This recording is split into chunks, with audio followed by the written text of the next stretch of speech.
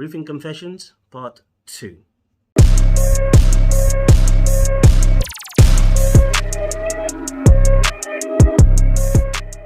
Yes, people, what's good and welcome back to the channel, guys. So this is a little series that I'm doing called Reefing Confessions. Depending on how the series is going, maybe I might keep it as a regular thing on the channel, but today is the part 2 of Reefing Confessions. Now, if you haven't subscribed yet, guys, make sure you click that bell icon so you get the latest updates when I release my videos. Okay, guys, so the confession for today is 0 water changes has been done to the TMC for the last 7 weeks. Like, no water changes whatsoever.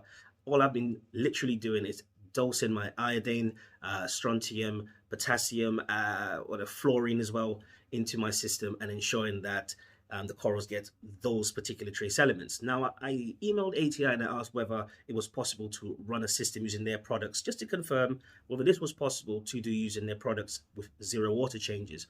So the information I got is that I need to keep an eye on the nutrients and keep an eye on the salinity of the system. Now, if, for example, my salinity goes to, say, 36 or 37, whatever it goes that's above that 44.5 that I set out for my system, all I have to do is literally take out a couple of liters of the tank water and just let the ATO top that off with fresh RODI water. Now, there's a tool on the ATI website, if I'm not mistaken, that actually tells you how much to remove to get to what specific, what salinity that you're looking for.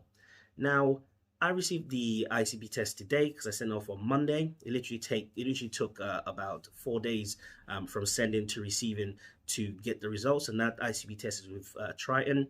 So the results I got today were quite surprising, and I think it's put me in a different direction. I think, yeah, this no water change thing is more viable for my tank personally moving forward.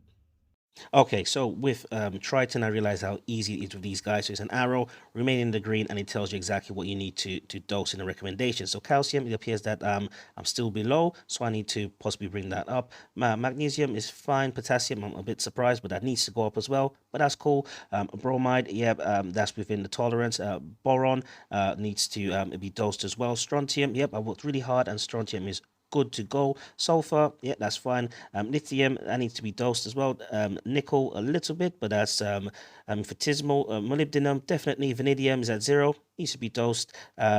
Zinc, manganese, definitely needs to go up. Iodine, I needs to ease off a little bit because it looks like I'm approaching that point where I've got too much in my system. Cobalt, and the others I don't really need to worry about.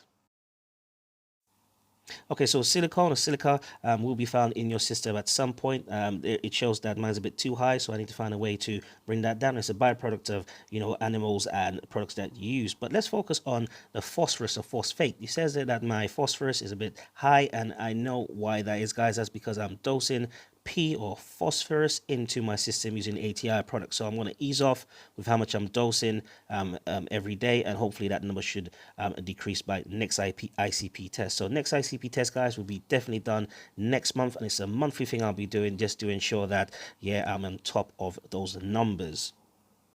Right, so now are the recommendations, guys, and it shows that my calcium is a bit low, so I need to top that off, and it tells you how much you should dose, the recommended amount, and how long for. Also, my potassium, so I was kind of surprised that it was still low because I've been doing really well. It tells me I need to do about 27 or 26 mil for 1 day. Yeah, and going down to boron, it tells you that, you know, what the benefits are, and over a couple of days, I should be doing about 3.7 mil 3.75 mil altogether. Also, lithium needs to be dosed 6.3 mil for 1 day and just leave. So that might be a weekly thing. Molybdenum, same thing, 2 days. It breaks it down for you how much you should be dosing over the period of 2 days. So very, very easy with Triton as well. Vanadium, yeah, it showed that my levels were at 0. It breaks it down here for you even and tells you the benefits and how much per day, and it's actually give you a recommendation as to how much you need to dose every day moving forward so your corals can still benefit. There are some more recommendations at the bottom here with things like manganese, and manganese is a very popular one that a lot of reefers do talk about. So if we go back down, check on manganese, and it tells me that I should be dosing a specific amount to my corals once we go through the benefits. So it says that I should be doing about 0.25 mil daily, right?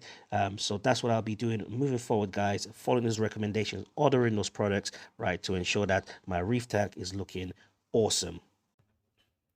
Okay, guys, so ICP test, yeah, I think like anyone going no water change on the system. If you aren't doing it already, you should definitely go down the path of ICP testing for your tanks. I think I overlooked this in the past, and I think this is a good direction for me moving forward. Now the tank's established, and I realized that 130 mil a day, and I know what was being depleted, and the ICP test actually said to me what I should be dosing daily, like manganese, for example. So everything that was suggested on there, apart from these two that I have here, like the zinc and lithium, I already have. I will be ordering and start dosing into here slowly. And those that require daily dosing, I'll start doing that as well. Now, I just want to speak about the nutrients for the system.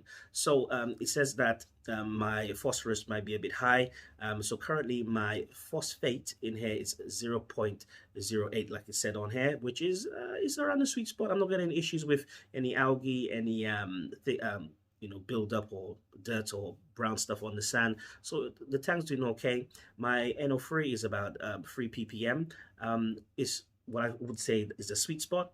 But I think what I should be doing as well, just to feed the corals with that bacteria as well, I should be putting some carbon in there as well. So, and what I do on a Monday from now on, I do maybe about 4 drops of carbon in there, just to get those bacteria growing, to feed on the NO3, so that it's just brought down a little bit, along with the PO4 slightly. So that's the direction I'm moving, guys.